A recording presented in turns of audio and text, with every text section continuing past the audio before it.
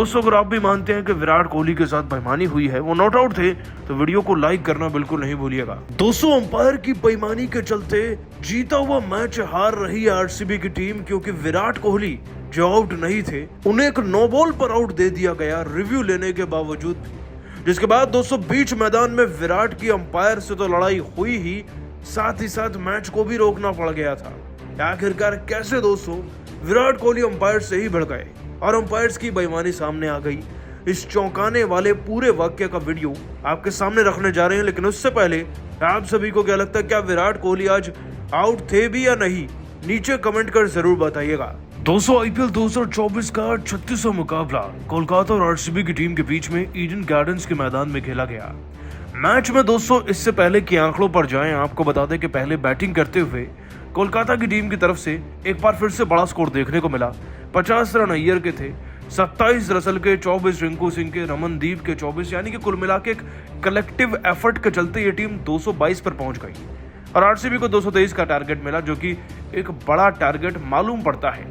अब इसे चेस करने के लिए दोस्तों विराट कोहली ने इतनी ताबड़तोड़ शुरुआत करी थी कि वो नो लुक 6 तक जड़ रहे थे हर्षित राणा को, जिनको तो आप जानते ही होंगे। विराट की शुरुआत ऐसी थी कि वो 7 बॉल में 18 रन जड़ चुके थे और उनको देखकर डुप्लेसिस को भी जोश आ रहा था, जिसके चलते ऐसा लग रहा था कि अब आरसीबी की टीम को जीतने से कोई नहीं रोक सकता। लेकिन पारी के तीसरे ओवर में कुछ ऐसा हो गया कि देखकर हर कोई दंग था। दरअसल दोस्तों हर्षित राणा को फिर से बुलाया गया। हर्षित राणा जानकर एक स्लोअर फुल टॉस का इस्तेमाल करते हैं और गेंद को जमीन पर लगने नहीं देते, सीधा फेंक के मारते हैं विराट कोहली की तरफ। गेंद कमर से ऊपर होती है, हाई फुल टॉस होती है, लेकिन जाते जाते डिप होने लगती है। लेकिन फिर भी जब दोस्तों ये गेंद विराट के बल्ले को छूती है, क्योंकि वो भी कंफ्यूज हो जाते हैं गेंद की गति लाइन लेंथ देखकर, तो गेंद उनके बल्ले पर लग कर ना सीधा हर्षित राणा के हाथ में चली जाती है। वो कैच आउट हो जाते हैं और अंपायर इसे नो बॉल देते ही नहीं। दोस्तों ये सब देखकर विराट कोहली बहुत ज्यादा चकित रह गए थे कि आखिरकार जब गेंद लग रही थी बल्ले पर तब वो कमर से ऊपर थी, क्योंकि शॉट तो उन्होंने खेला था, उनसे बेहतर कौन जानता है। खैर उन्होंने डीआरएस रिव्यू लिया और दोस्तों थर्ड अंपायर ने एक भी बार इस पर ज्यादा गौर फरमाया नहीं, बस एक ही बार रिप्ले किया और तुरंत से ही विराट कोहली को आउट करार दे दिया गया। दोस्तों विराट कोहली ये सब देखकर पूरी तरीके से चौंक गए थे। वो अंपायर्स पर इतना ज्यादा गुस्सा हो गए कि उनका गुस्सा उनके चेहरे पर, उनकी हरकतों में भी नजर आ रहा था। आपको बताएं दोस्तों कि विराट कोहली मैदान से बाहर जाना ही नहीं चाह रहे थे, क्योंकि इसमें विराट की गलती वाकई में नहीं थी। गलती थी तो अंपायर की सूझबूझ की, क्योंकि दोस्तों विराट कोहली साफ तौर पर एक नो बॉल पर आउट दिए गए हैं। इस बात को लेकर सोशल मीडिया पर तो कंट्रोवर्सी हो ही रही है और विराट का भड़कना भी जायज था। लेकिन आप सभी को क्या लगता है, विराट कोहली वाकई में आउट थे या नहीं? नीचे कमेंट कर बताइए। दोस्तों कोलकाता के ईडन गार्डन में जब कोहली की कप्तानी काम आ रही थी, जब केकेआर की टीम के विकेट गिर रहे थे, लेकिन फिर मैच को पलटकर रसल और अय्यर ने फिर से कोलकाता के हक में ला दिया। ऐसी तूफानी बैटिंग करी ना कि लास्ट ओवर्स में विराट कोहली तक के पसीने छूट गए थे। कैसे दोस्तों कोलकाता की टीम ने अपनी तगड़ी बैटिंग के दम पर इस मैच में जोरदार कमबैक भी किया और कोहली के साथ साथ पूरी आरसीबी की टीम को हिला के रख दिया था। आपको दोस्तों रसल, अय्यर और रिंकू की इस तूफानी बैटिंग का पूरा वीडियो दिखाएंगे, लेकिन उससे पहले आप सभी को क्या लगता है, रसल और धोनी में बेहतर फिनिशर कौन है किसी टीम के लिए? नीचे कमेंट जरूर कीजिएगा। दोस्तों आईपीएल 2024 में आरसीबी का सफर बड़ा ही दर्द भरा रहा है अब तक, लेकिन इस मुकाबले में जीत मिलेगी ये सोचकर 36वें मैच को खेलने के लिए ईडन गार्डन के मैदान में जब आरसीबी की टीम पहुंची ना, तो उनका स्वागत करने के लिए मानो फिलिप सॉल्ट दूल्हे राजा की तरह खड़े हुए थे। दोस्तों फिलिप सॉल्ट ने 14 बॉलों में 350 के स्ट्राइक रेट से 3 छक्के 7 चौके लगाए, यानी कि 14 में से जो 10 गेंदें थी उन पर केवल और केवल चौके छक्के लगे, जिससे बने उनके ताबड़तोड़ 48 रन। लेकिन इसके बाद विराट कोहली की कप्तानी का जादू चला। आप सही सुन रहे हैं, विराट कोहली ने कप्तानी करी, फील्डर्स और गेंदबाजों के साथ ऐसे जाल बिछाए जिसके चलते सिराज ने फिलिप सॉल्ट को तो आउट किया ही, साथ ही यश दयाल भी सुनील नारायण, अंकुरिश रघुवंशी को 10 और 3 पर ले गए अपने साथ। कैमरन ग्रीन वेंकटेश अय्यर को निपटा गए सस्ते में और रिंकू सिंह दोस्तों जो 14 गेंदों में 24 रन बना चुके थे, उन्हें लॉकी फर्ग्यूसन आउट कर देते हैं। मतलब कि कोलकाता के रन तो बने थे, लेकिन केवल उतने जो चेज हो सके, लेकिन केवल तब तक जब तक मैदान में श्रेयस अय्यर और रसल की एंट्री नहीं हो गई, क्योंकि दोस्तों अय्यर और रसल के बल्ले से अब वो रन निकलने वाले थे जो मैच में सबसे बड़ा अंतर लेकर आ गए। दोस्तों श्रेयस अय्यर वैसे तो इस पूरे सीजन में ज्यादा चमके नहीं, लेकिन आज जरूरत पड़ने पर कप्तानी वाली इनिंग खेलकर गए।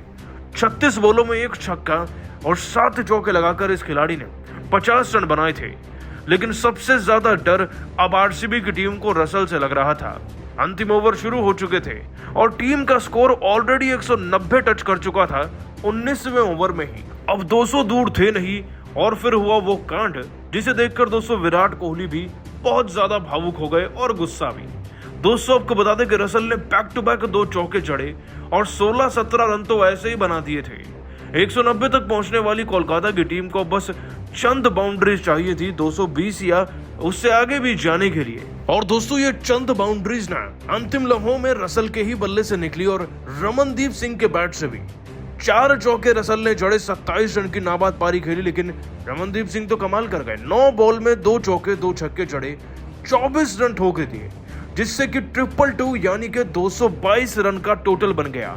और जीतने के लिए 223 रन का टारगेट दिया गया, जो अपने आप में बहुत ही बड़ा टारगेट है।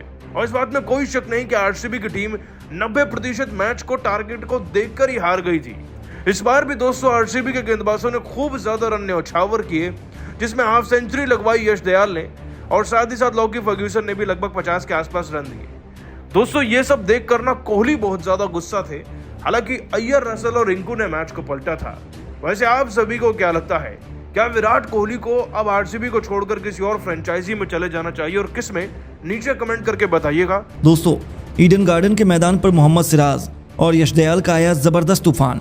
अपनी खतरनाक गेंदबाजी से कोलकाता के बल्लेबाजों को घुटने टेकने पर कर दिया मजबूर, लेकिन फिलिप सॉल्ट ने अपनी टीम को दिलाई थी बेहतरीन शुरुआत। तो आखिर कोलकाता ने बेंगलुरु के सामने कितने रनों का रखा पहाड़ जैसा लक्ष्य?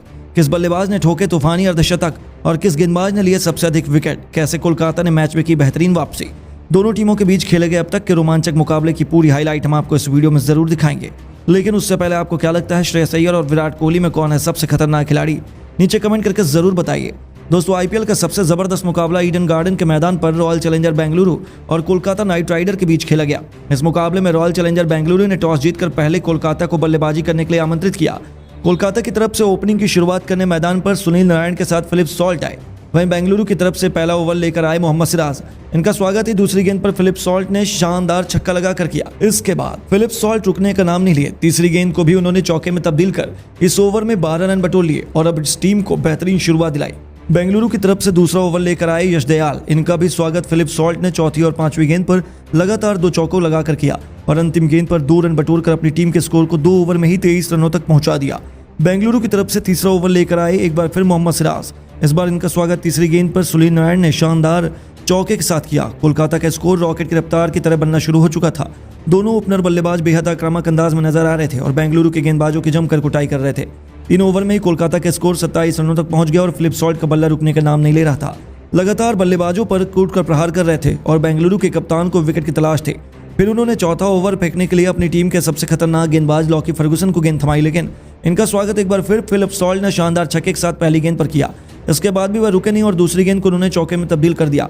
कोलकाता का स्कोर तेजी से आगे बढ़ रहा था। फिलिप सॉल्ट का बल्ला रुकने का बिल्कुल नाम नहीं ले रहा था। लॉकी फर्गूसन की तीसरी गेंद को उन्होंने चौके में तब्दील कर दिया।